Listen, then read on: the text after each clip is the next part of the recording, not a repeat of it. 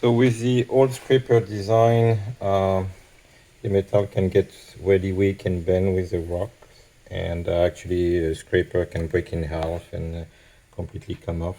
If one or either side gets loose and you hit a rock, the whole scraper rotates, and then this creates a big wedge here that doesn't clear the rim and actually digs into the rim. So here you can see from the contact with the rim, I had a big groove in the rim. That protects the caliper fine, but that's not good if you destroy the rims. So came up with a new idea, which is using those 4-inch corner braces. And the idea is not to use just a single bottom bolt to attach a scraper, but to use those two bolts like this. And the bracket at the bottom, put a couple of reeve nuts to hold the HPD piece. Okay, so for the scraper, we start with this 4x4 bracket. First step is going to be to put two reeve nuts like this on one side of the bracket. So put my bracket in the vise. I'm going to put M6 reeve nuts like this.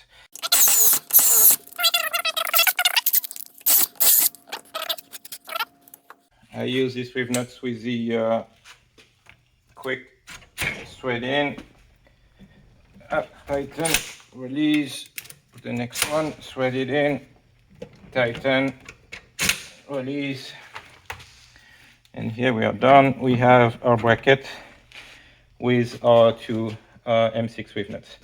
So I'm going to make a left and a right. I have my template here of a passenger one.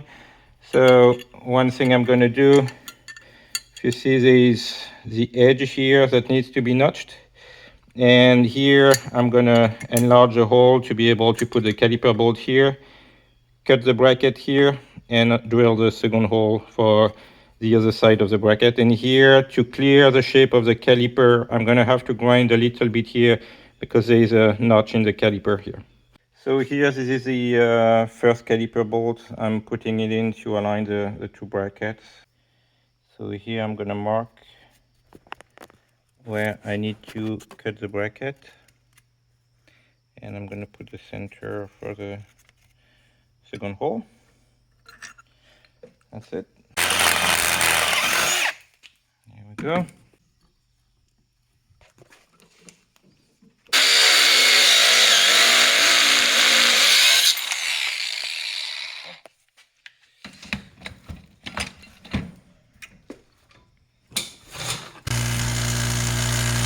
Here I'm gonna cut the edges and follow the shape and do the knot here.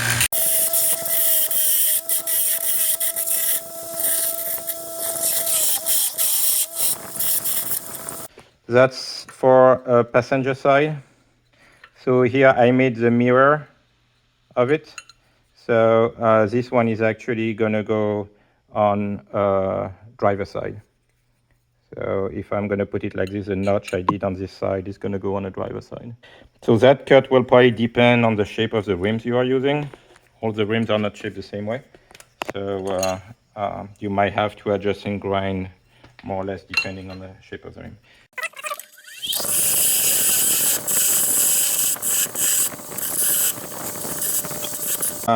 The next step will be to make the actual HPD scraper on the end. It's attached with the two M6 bolts. So here you will put your M6 bolts at the bottom to hold the scraper in place like this. So the scraper is going to bolt on here on the two bolts on the side of the caliper. Okay. And when we look inside the rim, you see the shape of the rim here. That's where the scraper goes.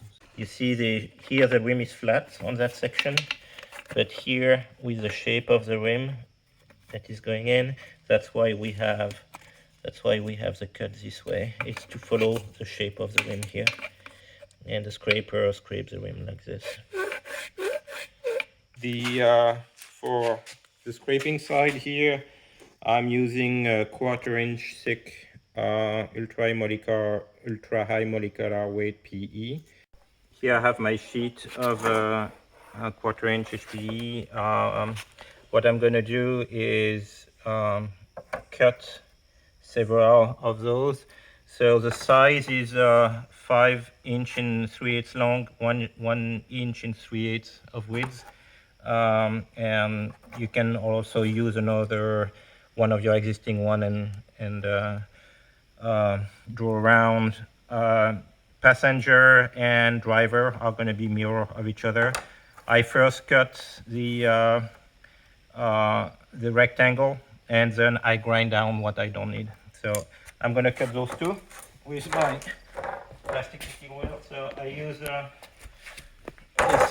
little Ryobi brushless grinder with a plastic wheel.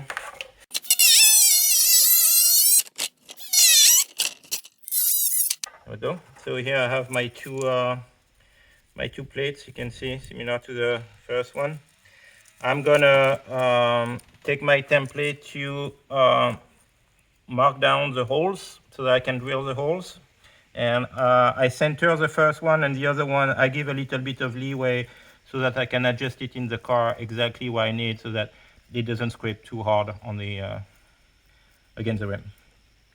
And we'll do the mirror for the other side and just notch the end here. So I mark the center of the holes. I'm going to mark the shape of the cut.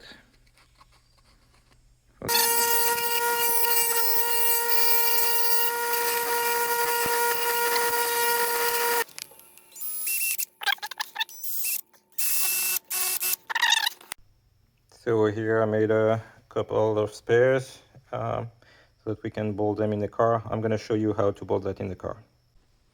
So one thing we have to do is remove the two bolts at the bottom of the caliper like this.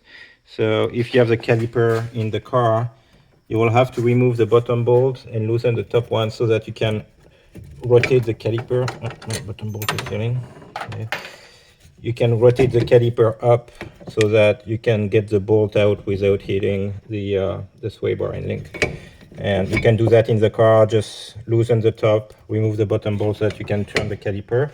Then you can remove those two 14mm bolts, M8 bolts.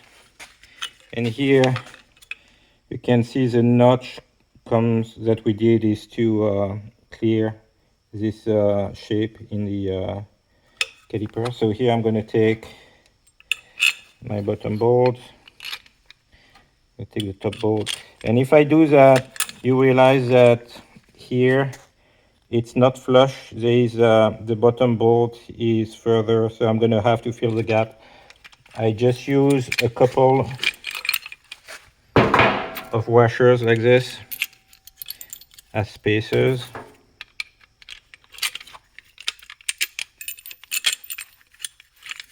So that when I tighten my bolts, the caliper, the scraper is the bracket is mostly straight. And after that, you still have some leeway to bend it and adjust it so that it's flush with your rim. And there's a little bit also of play in the holes here to get the angle correct for your rim. But that's pretty much the concept. After that, you just have to tighten those two bolts and check the clearance with the rim. So I'm going to do it. That's a spare caliper. I'm going to do it on the caliper in the car. So just a word of warning, especially if you are working with a brand new caliper, when you are removing those two bolts, the caliper will separate in the middle here, and it might shift up or down.